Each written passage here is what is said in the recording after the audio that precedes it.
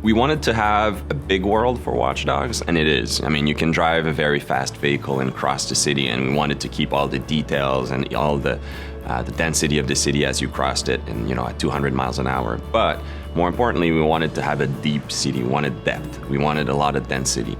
If you go in any street corner in Chicago or in a major city, there's a lot of things happening around you, and we want to preserve all of that within Watch Dogs. Make sure that the city reacts to everything you're doing, and that we preserve that detail that is so unique to a modern city in North America.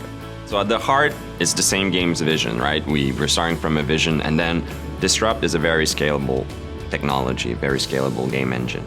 So what we're doing is we're preserving the game experience, but if you play Watch Dogs on the PlayStation 4, we want to make sure that we use all of the console's capability.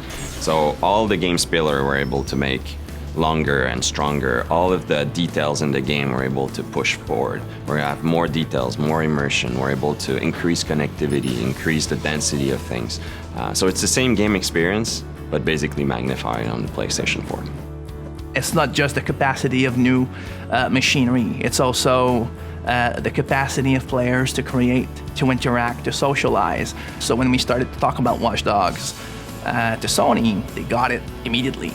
It is the players and their behavior that will actually bring what next gen actually means.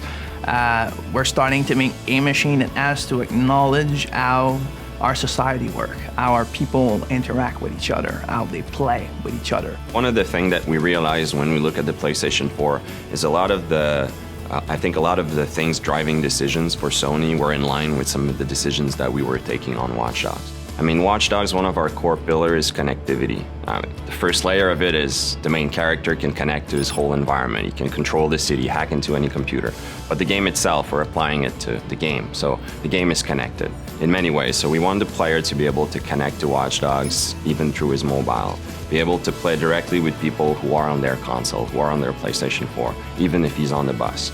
Basically being able to be attached to our game world even when he steps out of the living room. We are definitely in Watch Dogs exploring very new way of expressing what online could be, what it means to be connected, especially in a game where connectivity is at the heart of it. We want the player to be surprised when he meets other players. We want him to be able to go from single player to multiplayer without having to go through a lobby, to menus, to various game settings. We want things to be natural. We want him to go to breach the wall between single player and multiplayer, if you want. I like to say that the best moments in Watch Dogs, the player is going to create them, and those are the moments we want him to go. When he goes to the office or at school the day afterwards, we want him to talk about it with his friends, right? Well, now if we're able to share a clip of that, it's even more concrete. It's your clip. You created that wow moment, and you can share a video of it. I feel like games are there to enable people to create, to think, to wonder.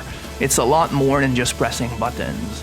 Like, people need to never forget that when the player plays a game, his brain is extremely active, and he should be creating and filling the gaps as he plays. And I think that new machines like the PS4, their job is always to recognize that and give more power for a reason, like just provide more possibilities so that we can constantly grow that form of entertainment and make it better.